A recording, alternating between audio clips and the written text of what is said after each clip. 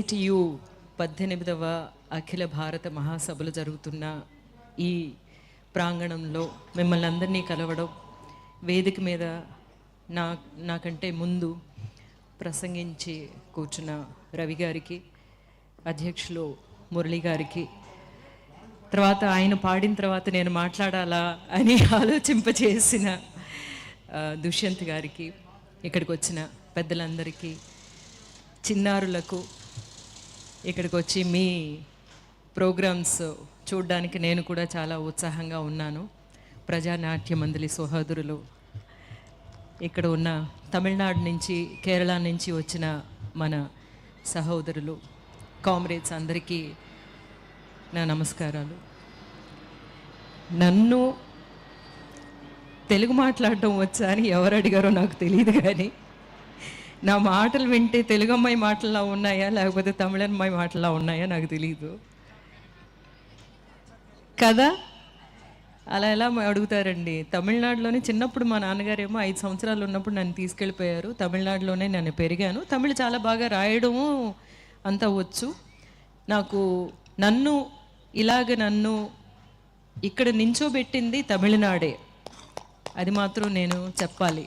తమిళనాడులోని మా రిఫార్మిస్ట్, అభ్యుదయ భావాలు కలిగిన అక్కడ లీడర్స్, వాళ్ళ మాటలు, వాళ్ళు రాసిన వాళ్ళ బాట, అవన్నీ చదివిన తర్వాతే నేను ఇక్కడ నిలబడగలిగే ఒక అర్హత పొందాను. డెఫినెట్గా ఆంధ్రప్రదేశ్లో నేను పెరగకపోవచ్చు, కానీ తెలుగు మా తల్లి. నేను చిన్నప్పుడు యశోద కృష్ణ అని ఒక పిక్చర్లోనే కృష్ణుడిగా యాక్ట్ చేశాను. నేను ఎప్పుడో అంటూ ఉంటానన్నమాట, నన్ను కన్న తల్లి దేవకి నా తెలుగు తల్లి, నన్ను పెంచిన తల్లి యశోద మా తమిళ తల్లి అని. ఏ తల్లి అయినా తల్లే కదా. సరే, నేను ఇక్కడికి ఎందుకు వచ్చాను? ఇక్కడేమో మీకు అందరికీ ఇక్కడికి రావడానికి, మాట్లాడడానికి చాలా చరిత్ర ఉంది. వాళ్ళ కుటుంబాలు, వాళ్ళు నడిచి వచ్చిన బాట, వాళ్ళు పాడే పాటలు, మీ అందరితోటి ఒక అవినాభావ సంబంధం వాళ్ళకందరికీ ఉంది. ఈ శ్రామికుల ఉత్సవం చాలా ముఖ్యమైన ఈ ఉత్సవంలో నేను వచ్చి మాట్లాడడం ఏమిటి అని ఒక క్వశ్చన్ అందరికీ ఉంటుంది, ప్రశ్న అందరికీ ఉంటుంది. నేనెవరు? నేను ఒక సినిమా నటినే కదా. ఒక సినిమా నటికి ఇక్కడ ఏంటి పని? సినిమా నటి పని ఏమిటి? సినిమాలో నటించే వాళ్ళకి, నాకు ఎవరో ఒకరు చాలా పెద్ద పెద్ద రచయితలు, థింకర్స్ రాసిన మాటలు బట్టి పట్టి డైరెక్టర్ ఎలా చెప్తారో అలాగే యాక్ట్ చేయడమే మా పని కదా, అంతే. అలాగే నేను చిన్నప్పటి నుంచి ఒక యాక్టర్గా ఎదిగాను. అలా ఎదుగుతున్నప్పుడు కొన్ని విషయాలు నాకు అర్థం అవ్వడం అయింది. ఎప్పుడంటే, నేను ఒక స్త్రీని, ఒక ఆడదాన్ని అని ఈ సమాజం నాకు తెలియజెప్పిన రోజుని, నువ్వు స్త్రీ అంటే మగాడి కంటే నువ్వు తక్కువ, వాళ్ళకి ఇచ్చిన చదువు నీకు ఇవ్వక్కర్లేదు, వాళ్ళకిచ్చే చాలా హక్కులు, వాళ్ళకున్న చాలా హక్కులు నీకు లేవు అన్నప్పుడు నేను ఆలోచించడం మొదలుపెట్టాను. నేను అట్లా చూస్తున్నప్పుడు నాలాగే చాలామంది ఉన్నారు. వాళ్ళెవరంటే దళితులు, శ్రామికులు, తర్వాత థర్డ్ జెండర్. యాక్చువల్గా థర్డ్ జెండర్ అనకూడదు అంటారు. వాళ్ళు కూడా ద సెకండరీ అన్నమాట.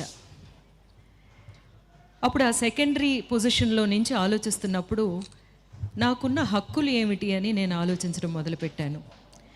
నాతో పాటు మిగతా వాళ్ళకి ఉన్న హక్కుల గురించి కూడా నన్ను ఆలోచింపజేశాయి నేను చదివిన పుస్తకాలు, నేను విన్న మాటలు,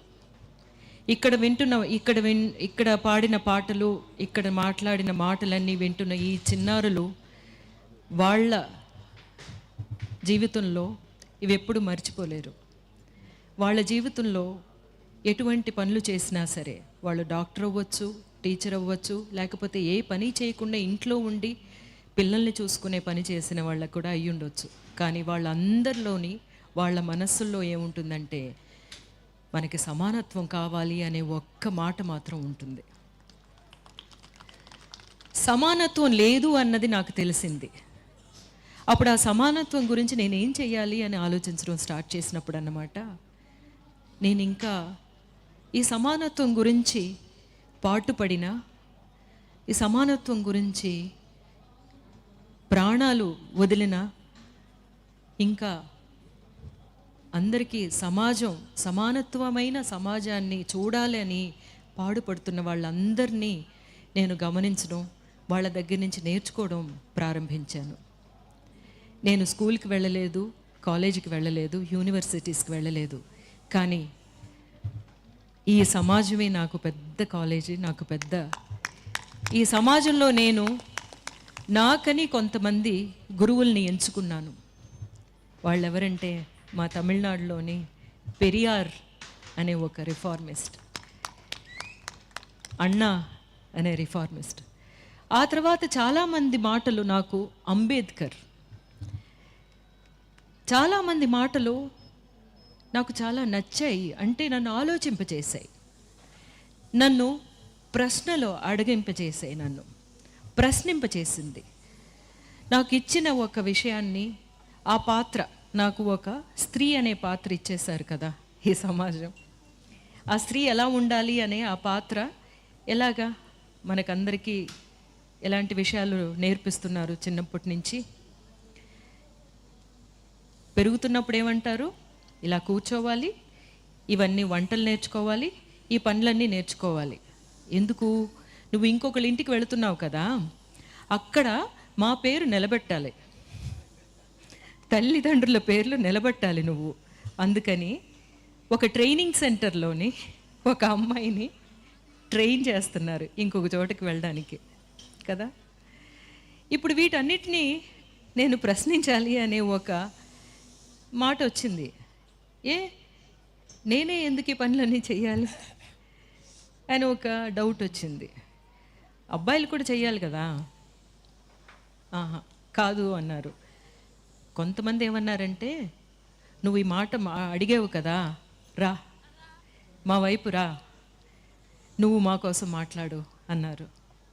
అలాగ వెళ్ళినప్పుడు అర్థమైంది, అలా నన్ను తీసుకెళ్ళి చేయి పట్టుకుని తీసుకెళ్ళిన వాళ్ళ అందరూ కమ్యూనిస్టులని అర్థమైంది నాకు. అప్పుడు నాకు అర్థమైంది, ఓహో నేను ఇంతవరకు మాట్లాడింది కమ్యూనిజం అన్నమాట.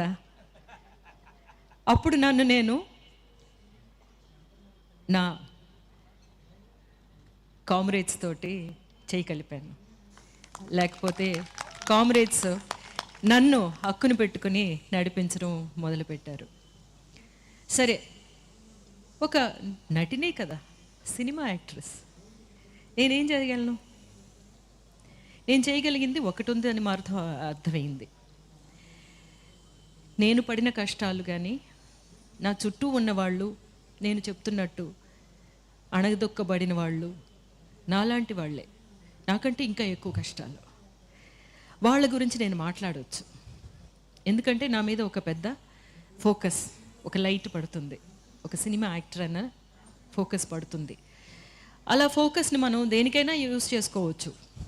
కానీ నాకేమనిపించిందంటే, ఈ ఫోకస్ని మనం యూజ్ చేసి మన వాళ్ళ గురించి మనం బతుకుదాము అని అనిపించింది. అలాగన్నమాట, నా కళ ద్వారా, నా మాటల ద్వారా, నా ప్రెజెన్స్ ద్వారా మేము ఉన్నాం మీతో, మీ గురించి మాట్లాడడానికి మేము ఉంటున్నాం. మీకు ఏదైనా ప్రాబ్లం వస్తే దాన్ని ఒక మ్యాగ్నిఫై చేయడానికి ఒక మైక్ లాగా ఉంటాను అని స్టార్ట్ చేసిన ఒక ప్రయాణం అన్నమాట ఇది. ఈ ప్రయాణంలో చాలా చాలా విషయాలు తర్వాత తెలిసాయి. అణగదొక్కబడే వాళ్ళ గురించి, అణగదొక్కే వాళ్ళు ఏమిటేమిటి చేస్తున్నారు అని, ఏ విషయాలన్నీ మనకి ఎదురుగా తిప్పుతున్నారు అనేది. అంబేద్కర్ ఏం చెప్పారంటే, ఒక కుటుంబంలో, ఒక సమాజంలో ఉన్న స్త్రీని మనం ఎట్లా నడుపుతున్నామో, తనని ఎట్లాగా ఏ దారిని పట్టించాలి అనే విషయంలోని ఎక్కువగా అందరూ ప్రయత్నిస్తున్నారో ఆ విషయాలన్నీ మారిస్తే చాలు మన సమాజం చాలా సమానత్వమైన సమాజం అయిపోతుంది అని చెప్పి. దానికి కారణం ఏంటంటే, ఒక స్త్రీ ఒక కుటుంబంలోని అన్నీ చెప్పి పెంచుతుంది. ఒక కొడుకు కూడా నువ్వు ఈ పని చెయ్యొద్దు, ఆడదే ఈ పని చెయ్యాలి అంటే అమ్మని నమ్ముతున్నాడు కొడుకు. కానీ మీరిద్దరూ కలిసి పని చేయాలిరా అని అమ్మ చెప్పి పెంచిందనుకోండి, వాళ్ళు అలా పెరుగుతారు కదా. అలా ఎందుకు చేయించలేదు ఒక స్త్రీని అని ఆలోచిస్తే, 4 విధాలుగా స్త్రీని వాళ్ళ చెప్పు చేతుల్లో పెట్టుకోవాలి అన్నది. ఎవరు అధికారం చేతుల్లో పెట్టుకోవాలి అనుకున్న వాళ్ళందరూ స్త్రీని తన చెప్పు చేతుల్లో పెట్టుకోవాలి అనే కొన్ని దారులు. ఒకటేం చేశారంటే, తనకి చదువు చెప్పించకూడదు. చదువు చెప్పిస్తే ఏమవుతుంది, మనతో పాటు సమానంగా మాట్లాడుతుంది, క్వశ్చన్ చేస్తుంది కదా. చదువు చెప్పించకూడదు. ముందుగానే బాల్య వివాహం చేసేస్తే తనకిష్టమైన వాడిని ప్రేమించడం అనే ప్లేస్కి వెళ్ళదు. తర్వాత తనకిష్టమైన వాడిని పెళ్లి చేసుకోవడానికి అస్సలు ఆ ప్రసక్తే లేకుండా చెయ్యాలి.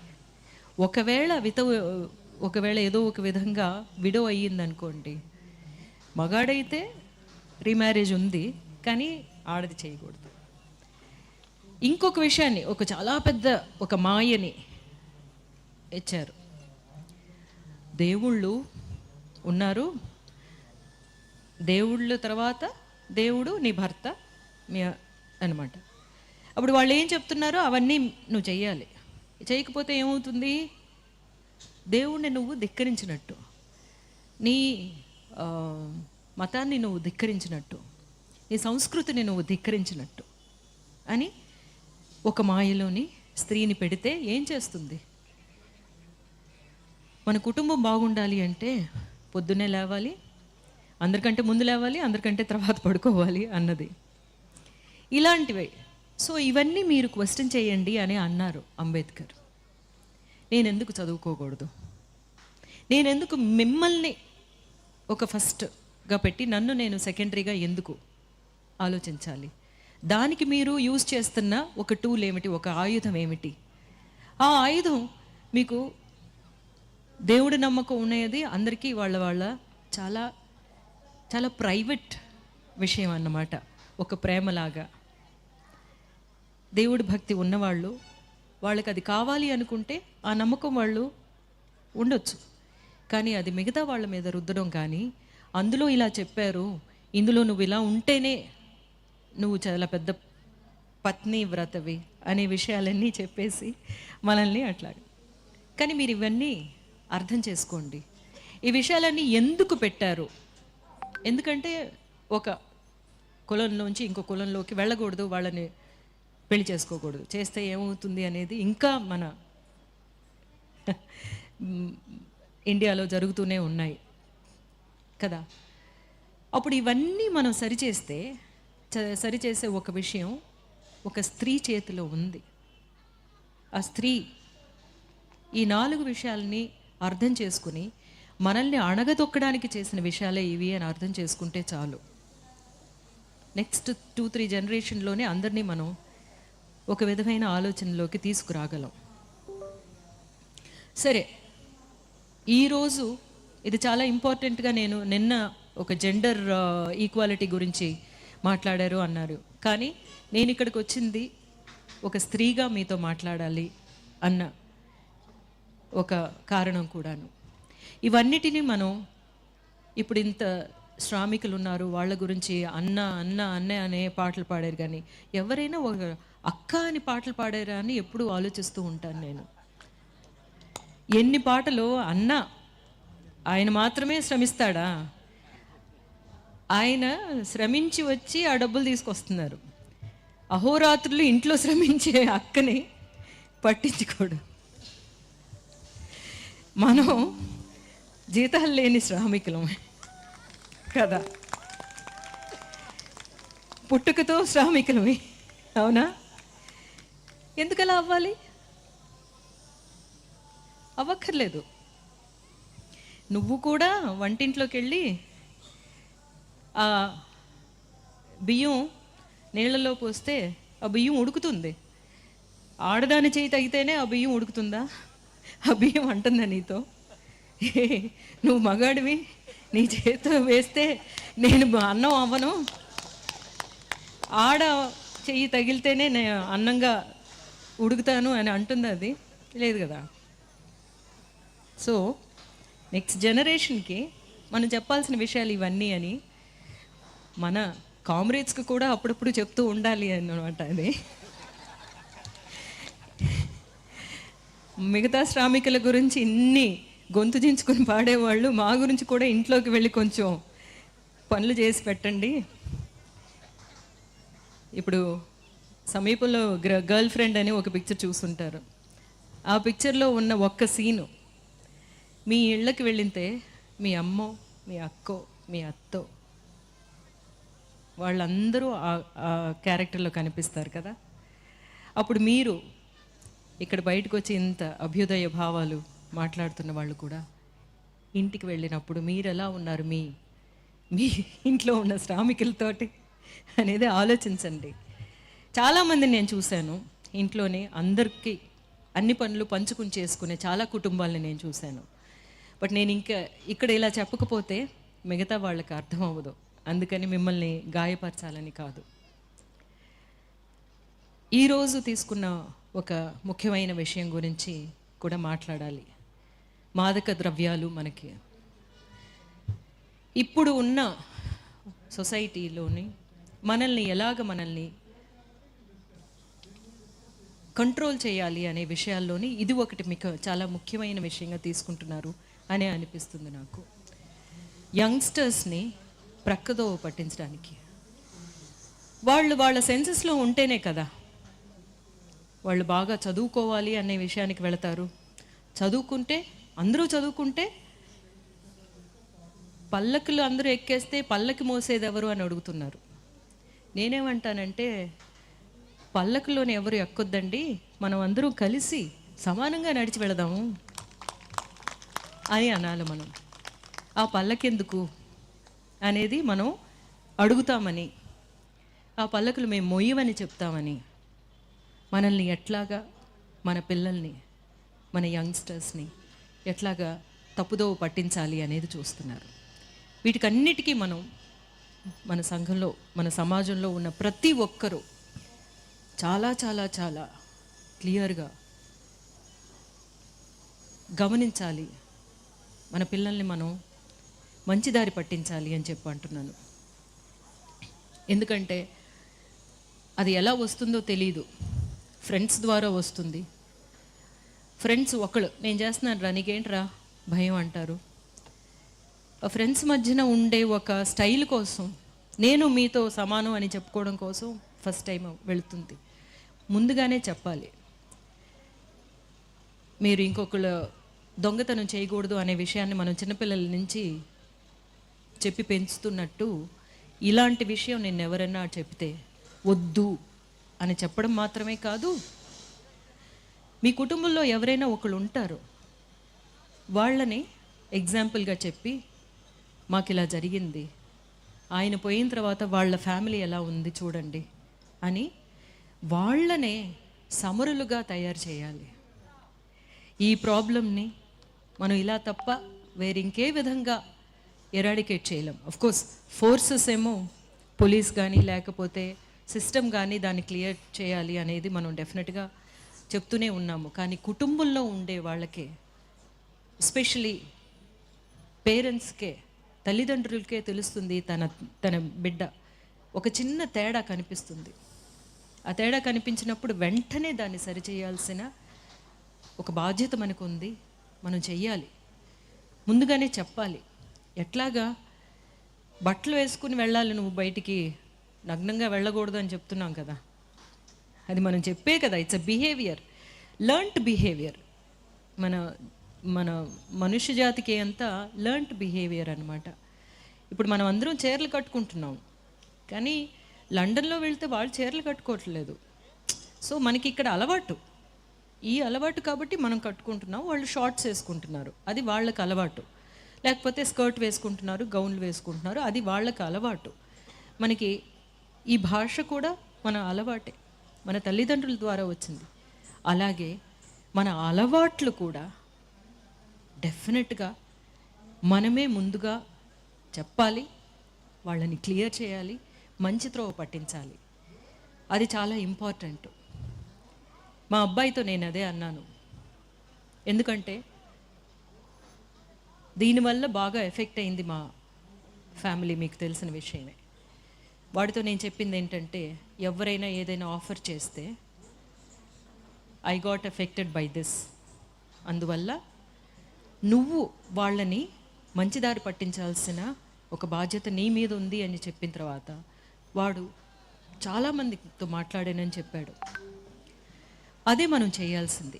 ఎవరు అఫెక్ట్ అవ్వాలని కాదు, మన కుటుంబంలో ఎఫెక్ట్ అయిన వాళ్ళు ఎవరైనా ఉంటే వాళ్ళని ఎగ్జాంపుల్గా చెప్పి ఆ త్రోవకి వెళ్ళకూడదమ్మా, దానివల్ల జరిగే కష్ట నష్టాలు ఏమిటి అనేది అర్థం చేసుకునేలా చేసి చిన్నప్పటి నుంచి మనం చెప్పామనుకోండి, పేరెంటింగ్ అనేది వాళ్ళు వింటున్నారో లేదో, డెఫినెట్గా చాలా క్లిష్టమైన పరిస్థితి వచ్చినప్పుడు మనం చెప్పే ఆ అడ్వైజే వాళ్ళు తీసుకుంటారు అనేది పేరెంటింగ్ నిపుణులు చెప్తారన్నమాట. అందువల్ల వాళ్ళు విన్నట్టే ఉంటారు పిల్లలు, కానీ అలా వినలేదేమో అనుకోకుండా మీ చెప్పాల్సిన విషయాలు చెప్తూనే ఉండండి అని చెప్పేసి. సో మన నెక్స్ట్ జనరేషన్ ఒక క్లీన్ జనరేషన్గా ఎదగాలి అంటే మన ప్రతి ఒక్కరి చేతిలోని తీసుకోవాల్సిన బాధ్యత ఉంది అనేది గుర్తు చేస్తూ, ఇక్కడ నన్ను ఆహ్వానించినందుకు మురళి గారికి అందరికీ ధన్యవాదాలు చెప్పుకుంటూ, మొదటిసారిగా ఆంధ్రాకి వచ్చి మన విషయాలు మాట్లాడడానికి ఒక సందర్భం దొరికినందుకు అందరికీ కృతజ్ఞతలు చెప్పుకుంటూ, రేపటి నుంచి జరగబోతున్న ఈ వేడుక చాలా పెద్ద మార్పులు తీసుకురావాలి. ఆ మార్పులు మనల్ని చూసి చాలా భయపడుతున్నారు, అది మీకు అర్థమవుతుందో లేదో. ఎందుకంటే వరవర్రావు గారినేమో జైల్లో వేస్తున్నారు. ఎందుకు? ఏ ప్రాబ్లము ఏమీ లేకుండానే ఎందుకు జైల్లో పడేస్తున్నారు? వాళ్ళు ఏం చేశారు అంటే, వాళ్ళ చేతిలో కలం ఉంది, వాళ్ళు మాట్లాడే మాటలు ఉన్నాయి. ఇవి వినేసరికి అందరికీ పెద్ద పెద్ద ఉత్తేజాలు వచ్చేస్తాయి. నిజాలు మాట్లాడుతున్నాం మనం కదా, అందుకని భయం. కానీ మనం భయపడం, ఎందుకంటే మనం మాట్లాడేది మన జీవిత ఆశయాలన్నీ ఈ మాటలు మాట్లాడలేని వాళ్ళ గురించి కాబట్టి. వాళ్ళు వచ్చి మాట్లాడగలిగితే ఈ మాట్లాడలేరు కాబట్టి వాళ్ళ హక్కుల గురించి పోరాడడానికి మనం ఉన్నాం. డెఫినెట్గా మనం అందరం ఉన్నాము అన్న ఒక పెద్ద హామీ ఇస్తూ ఈ వారం రోజులు జరిగే మహాసభలు ఆ హామీలో చాలా పెద్ద ఒక విషయంగా ఉంటుంది. అదొక పెద్ద హామీ అని తెలియపరుచుకుంటూ విజయవంతం కావాలి అని అభినందిస్తూ, థ్యాంక్ యూ సో మచ్.